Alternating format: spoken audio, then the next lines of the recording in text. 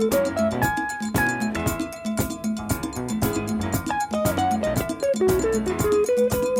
back inside Brunch. It's 15 minutes after 11 o'clock, and I don't know if you, like me, I was awakened, I think it was a week and a half ago, by a whole lot of shaking going on. It had nothing to do with my music. It had nothing to do with my neighbors. It had to do with an earthquake. And earthquakes are, it's nothing strange. It's been happening from the time we've been here. It's a whole combination of things, including false and natural. It's a natural occurrence. How you prepare for it is going to be the issue.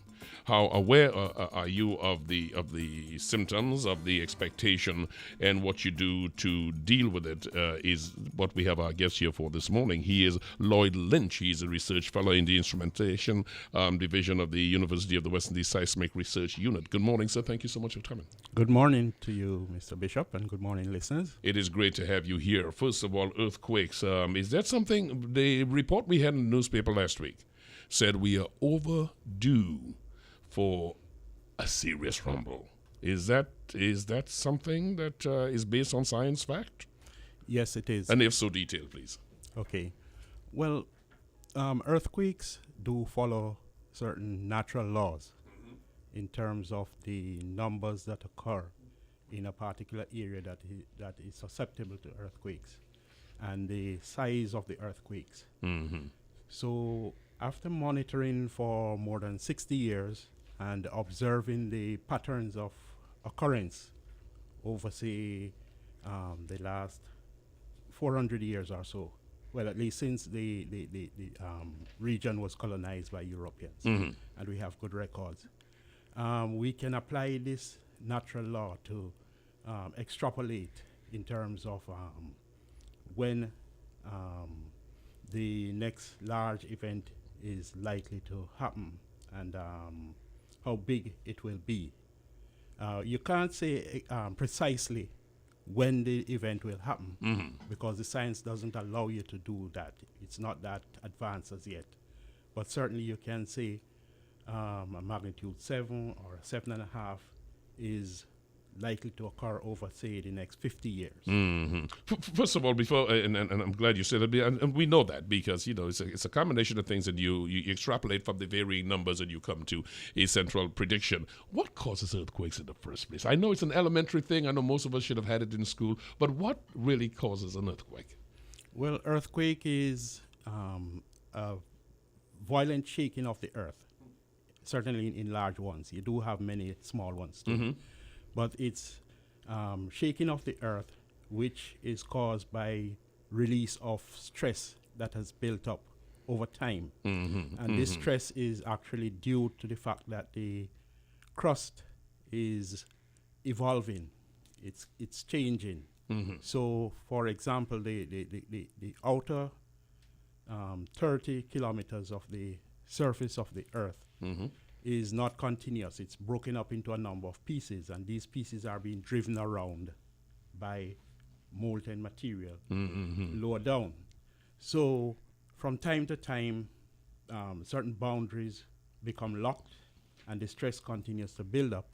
When the stress is such that it exceeds the friction, you have the sudden breakage. Movement of the plates, as it yes, were. and the energy is released in the form of elastic waves which propagate and shake the surface. And since instrumentation is your area, you would have formed the world, the science would have formed susceptible areas. Areas more likely to have this because of the same placement you mentioned. Is the Caribbean one of those, and Trinidad and Tobago specifically? Are we close to any major fault, anything that makes us more prone to these things happening than anywhere else? Right, so one of these tectonic plate is actually in the Caribbean, the Caribbean region from northern Venezuela, northern Colombia, going back up the Central America region, then coming back from about Honduras, the border of Belize and Honduras, through the Cayman Islands, south of Cuba, all of the Greater Antilles, coming down the Lesser Antilles. That whole region constitutes the Caribbean plate. So Trinidad and Tobago is actually part of that boundary In fact, one of the faults that make up the Caribbean plate boundary passes right through Trinidad. It's not a clear-cut boundary. Usually it's about 200 or so kilometers wide. And within that boundary region, you can have different types of deformation. You could have faults, different types of faults which are passing side by side. You can have faults that are called normal, so one is sliding below the other, and so on. Lloyd Lynch is our guest this morning. He's from the University Seismic Research Unit. We're talking about earthquake susceptibility, where we are in this fault area, as that he just articulated, in the Caribbean region. There are many who opine that climate control, because they've seen what we deem, your instruments may be recording more than we know, but what a lot of folks say is a greater increased frequency of these earthquakes. Is that a fact? I mean, do we have climate change, anything of that nature on the surface interfering with this lava and these plates as they are below? Is there a relationship there? Not that I know of. There is very little relationship between climate and earthquakes. Good enough. So let me take you to the other area that would have a direct bearing on how we survive one of these things, the question of building codes. Are you comfortable, and you folks at the University Research Center, like just about anywhere else, are you cognizant of all the building codes if they are in fact to a level that would improve the security of citizenry anywhere, and Trinidad and Tobago in particular, the building code here? Are you comfortable with what they are and how they are being enforced? Well, Mr. Bishop, because earthquakes occur so suddenly, there is very little you can do in terms of emergency preparedness to mitigate their effects. The best way to mitigate earthquakes is through long-term preparedness.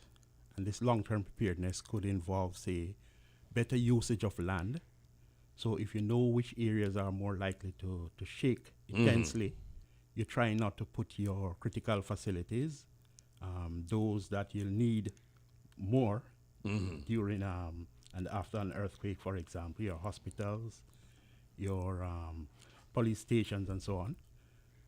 So you make better use of the land in that way. Let me just hold you for a moment there, and I want you to continue on that in a moment. But the question of give in building. You're building something, there's a certain give that you put for the possibility of light earthquakes, because I mean, you go past the 4 point something, I mean, it starts getting really difficult, am I right? But is are codes not some early measure of security if in fact we have building codes that create give in the structure itself? Okay, but I was getting there. Okay. But basically, codes are pretty much used as part of as one way in which you can mitigate the effects of earthquakes also, codes and standards. So we study the effects of earthquakes in a particular region over time. That's what the Seismic Research Center, for example, does. We study where they occur, how big they can get, how often they occur, and the effects that they can have on the built environment. So once you have built up a certain amount of information over time, you can make forecasts as to what's the largest event you're likely to get in a particular area over, say, the next 50 years. And we can map this information, we can provide it to the engineering community in the form of hazard maps. And these hazard maps, for example, will predict or will tell what's the maximum level of shaking that is likely for a particular level of acceptable risk. So, for example, if you say, well, we know that earthquakes are uncertain. So if we say, let's plan for an event that there is a 1 in 10 chance of happening in, say, the next 50 years. Once you have decided on that, you can ask the people who study earthquakes, okay, tell me what level of shaking am I to expect for this level of chance or probability. And that's what the hazard maps provide. Now, hazard maps are revised every 5 or so years, and it's provided as one of the provisions of your building code. Remember, building code is like a set of guidelines that are used to ensure that buildings carry out the functions that they are intended to. So while you have like the structural provisions of the code, you also have other provisions. You have like provisions for egress, provisions for accessibility, provisions for plumbing, provisions for electrical, mechanical, etc. So in the Eastern Caribbean, we started putting together a building code back in the 80s that was called the Caribbean Uniform Building Code. We managed to complete it to about 75%, and we realized, I think back in about mid-1990s, that it was too expensive to continue. So instead what we did, we adopted the US code in about 2000. We adopted the International Building Code. Now the benefit of this is that the code councils in the US will maintain these codes.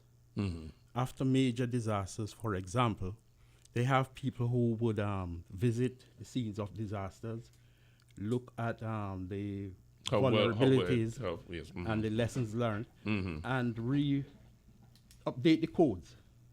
So that's something that we wouldn't have to do. Right. And what we had to do instead was to put together a committee that create what we call an application document. Now that application document will take good practices, for example, take plumbing. Since independence, we have been used to British plumbing standards, and that has worked very well for us. Good. So where in the building code, it makes reference to, say, American standards, the application document will take that out and refer it back to the British standards and so on. In terms of like the structural provisions, we have our earthquakes and other type of natural phenomena, storm surges and so on. And these are particular to our regions. So we would like take the hazard maps that are prepared by our seismic monitoring agency and replace the US hazard maps with our seismic hazard maps and our hazard maps for hurricanes and so on. So that's what the building code committee that was put together about 3 years ago was supposed to put together for Trinidad and Tobago. And this is especially necessary for everybody, but hospitals, schools, communication facilities, that sort of thing, having them adequately prepared. Would you say that there is sufficient in education amongst the populace for preparation or what to do in the event of an earthquake disaster? Usually most people, most population lag behind because there are certain dynamics that allows that. People grow old, people die, have new generation comes up, and unless there is a sustained program that tells people what to do and, educate people, then you tend to lag behind. But do you find, being aware of that, do you find in the median, the Trinidad and Tobago is, let's just say, as informed as elsewhere, or to the satisfaction of the UAE seismic research as to what to do in the event of a hurricane? We are not satisfied that the populace is sufficiently informed, because you do hear from people after an event that, the first reaction was to run and hold the TV, which was shaking, that sort of response. I've heard it many, many times over and over.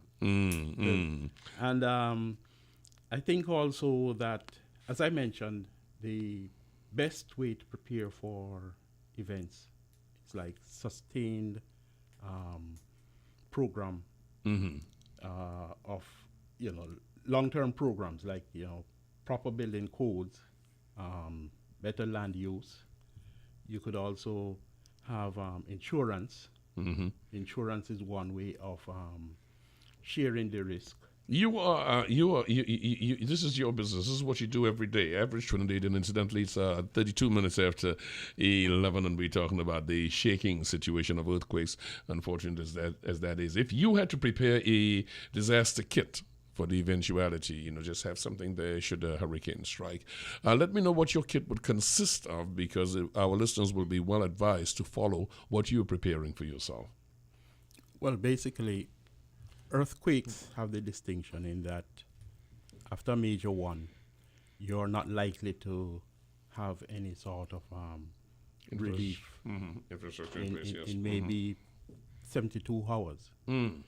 So that kit should have some food stuff that are not perishable in that period of time. Certainly medicines, if you are predisposed to certain illnesses like diabetes, people need their tablets every day. High blood pressure and so on. High blood pressure and so on. Lots of water, Now, how much can you put in a kit? As much as you can, as much water as you can put in a kit. Well, I mean, because it's not something that you can put outside. It's something that's got to be portable, yes. Sure. So basic food stuff. Usually, most of the other things that would apply for, say, after a major flood event. There's a general feeling. So that's what you're going to have yourself medicine that you have any prescribed medication. You need to have that. A standard first aid kit comprising of band-aids and so on and so on. And as much non-perishable food as you can. That would be the mainstay. And a flashlight, of course. That would be the mainstay of your... A radio, battery-operated radio to keep informed. Now, guys, you realize even with the internet, you got to get a battery radio, right? Okay, terrestrial radio has proven to be successful in disasters. But one would be advised to liaise with the Office of Disaster Preparedness. They are, that's what they do, and they are more likely to say what should be in this kit. Because the muster points and so on, I know that's a result of recommendation coming from you and other your organization, the Seismic Research Unity at the university, and other international standards. I wonder, when you mention someone, it has been said, grab the television if it's shaking, or do this or do that. Some folks say, for instance, go below the main beam in the house. Some folks say go below the table, and all these things. You must have heard all these things. Yeah. Where is the safest place to go once it starts? I know that's a hard question. Well, it's not that hard. No. What we recommend is to duck, cover, and hold. You find a sturdy piece of furniture and you go underneath it. That is likely to protect you from falling objects. There are some people who say to go within a door frame or things like that. But one of the problems with development in Trinidad and Tobago and the Eastern Caribbean is that our standards have not been consistent. So whereas in the U.S.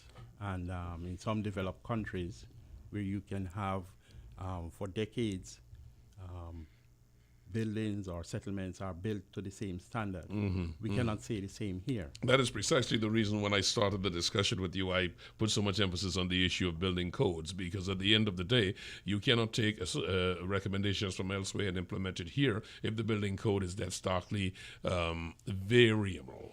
True. True. So there is no guarantee that the doorway or the corner of the room is more safe than, say, underneath a sturdy piece of furniture. I'm going to embarrass myself almost here because my thinking, I agree with that. And for that reason, I always said to myself, should it happen, I'm going to get in the best open area I can because I don't trust that this building is built to, code specification. Is that a bad idea for folks to think of in the case of an earthquake to get out to an open space? Is that a bad idea? Well, as we say, we try to encourage people to get underneath a sturdy piece of furniture until the shaking stops, because most people are killed by collapsing buildings. Yep. Good. And if the furniture is sturdy enough and it's not, say, a multi-story concrete building, you're likely to be safer underneath the piece of furniture than, say, running outside in which blocks and so on could fall on you. I got you. I'm going to come back to that newspaper report that spoke about how likely we are to get an earthquake here. But before I get that, I want to continue on this kit. I'm going to just throw it out to our listeners in case they have questions like I do. 628-2250, 628-2250, or 628-9107, 628-2250, 628-9107. My guest is Lloyd Lynch, University of the West Indies Seismic Research Unit, and he's got the questions for us this morning. If you have any questions like I do, feel free to call in and ask that. So you would not advise me or anyone to go into an open space. That's essentially what you're saying, am I correct? No, I did not say you. Then I'm asking. Well, certainly, after the shaking has stopped, that's a useful place to be in, because you tend to have aftershocks. Yes. If it's a large event, for example, over magnitude 7.5, aftershocks can continue for a year, 14 months. Within the first week or so on, you could get several aftershocks, which can completely damage to buildings that were compromised by the main shock. In the instance of, okay, so let me go back to what brought my concern on this in the first place. I know you laid out the foundation of what is the cause of an earthquake. We went into the areas of how do we prepare the populace for it and what we do. How true is that report that we are overdue for a major earthquake? How true is that report? Well, it's very true from the standpoint that Trinidad and Tobago is in an area that is susceptible to earthquakes. We are at a plate boundary. We've had destructive earthquakes in the past. For example, we had an event in 1766 that destroyed most of the buildings that were on the island. It's also alleged that the event was so strong that it changed the course of the St. Joseph River, which was navigable all the way up to Curep. Good. So it was a monstrous earthquake. We estimated the magnitude to be about 7.8. Good. But it doesn't have to be a very large earthquake to cause a significant amount of damage in Trinidad. Remember, I pointed out that there are a number of faults in and around Trinidad and Tobago. There is one along the north coast fault zone. There is one that runs through the center of Trinidad from Manzanilla all the way to Mayo. That's the Central Range fault. There's the Darien Ridge. There is the the Los Bajos fault down in Point 14. And if we should have a rupture on any of these faults, because of the proximity to the population, the intensity of the ground shaking will be very high. So it doesn't have to be a magnitude 8 earthquake in the location of where we had the 1766 earthquake. Good. And remember, I pointed out to you that earthquakes do follow these natural laws that we can use to, to forecast. Caller, we'll get to you in just a minute. Just let forecast Mr. Lynch complete you. The time window in which the next one will happen. Good. And we have seen in other similar provinces that these laws are followed. Like, for example, in Haiti, the same fault that generated the earthquake ruptured about 150 years ago. There's a clear 2 minute for you, and that 2 minutes it gives you an advantage, would you say? Well, this is useful like in hospitals. If, say, you were doing laser surgery on someone's eye, you can stop. It's used in Japan to shut down bullet trains and so on. Good. I see. 2 minutes becomes a lot of time in that case, yes. Right. So if you can develop an emergency program around that, then it could be beneficial. Good. Or if you're disciplined enough and you can subscribe to a service, I think he mentioned that the BBC has mentioned yes, that going to have the service, advanced information, yes. Yeah. If you can subscribe to a service and practice, it may be beneficial. As I pointed out to you, our earthquakes, we can have earthquakes in Trinidad in which there's no time. Real time, right below us. It's instructive that you mentioned that you've got to be disciplined sufficient, because that's the reason for drills. Drills, and precisely. I do not recall us at any point having drills, but that is something that in any governing any government would have to implement. That whole question of drills, how do you respond if you have an earthquake? So earthquake drills are something we should be paying attention to. The possibility of using social media to instruct people 2 minutes in front, is that it's good in emergency situations, but a company or a government would have to, not a government so much, but the companies would have to then incorporate that early warning into an alarm system. I would believe across the general area, i.e. the hospital or emergency services, you would have to get an alarm that goes off in 2 minutes, gives you that 2 minutes, coupled with drills would in fact make a difference. But it is a package you have to work on. Am I correct? Yeah, but I think at the moment that's beyond our capability, because in the Eastern Caribbean and in Trinidad and Tobago, we have just embarked on a program to upgrade our instruments, to be able to develop the early warning capability and so on. You need to have modern digital instruments. So, for example, we have a network of about 60 stations throughout the Eastern Caribbean, including Trinidad and Tobago. And we started upgrading those stations back in about 2005.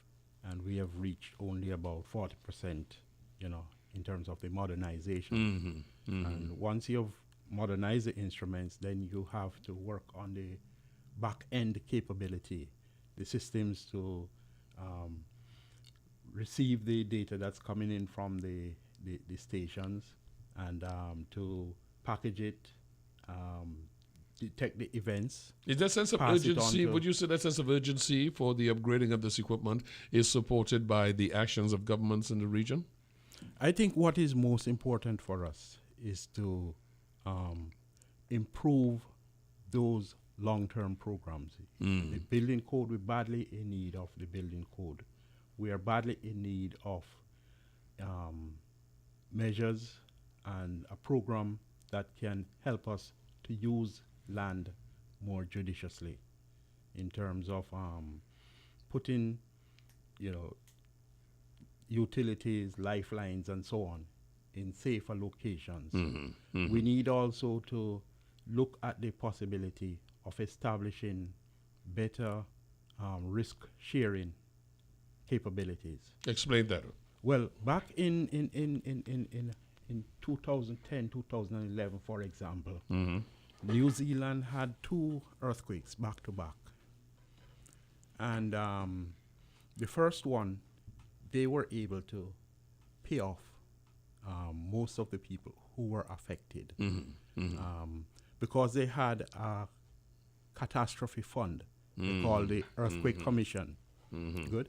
It's an insurance scheme in which once you're a homeowner, you contribute a small amount. I think at that time it was about 75 New Zealand dollars per month. Good. But it's not a pool that is, reset every year. It accumulates. Good. And over 25 years, they were able to accumulate so much fund in that pool that they were able to pay off all those who were affected by the first earthquake. And that's wonderful. When the second earthquake came around, they also were able to meet a lot of the demands. They had to borrow from reinsurance companies to completely meet the demand. But eventually, because earthquakes don't happen every day, as it were, they can recoup from such a situation. Right. But that's a very important point you make for governments to put down a disaster fund, as it were, that homeowners contribute to. Like that point. Let's just take this call. Oops, I missed that one. Okay. So I like the idea of that. Nowhere in the Caribbean is there such a disaster fund, to the best of your knowledge? Well, what we do have is there is a catastrophe pool that's operated by the Caribbean Catastrophe Insurance Risk Facility, CRIF. That essentially pays off, it's a parametric scheme in which you set a certain trigger level, and if that trigger level is reached, then the affected government is paid out a particular amount. In Trinidad and Tobago, I think we have subscribed to that scheme for a premium of I'm not remembering the premium, but the payoff could be something to the tune of $200 million. You say we should have a large earthquake. But when one considers the vulnerability in Trinidad and Tobago, that's just a drop in the bucket. That's just a drop in the bucket. Because, for example, over the last 30 years, we have spent an exorbitant amount of money on buildings and infrastructure alone. We have tallied that, and it amounted to more than $1 trillion TT dollars. That's one with 12, zeros. Yeah, we are not equipped, essentially, at the end of the day, you're saying, for recovering. And in countries where building codes are well in effect and enforced, engineers cater for about 10 to 15% losses. I mean, collapsed buildings.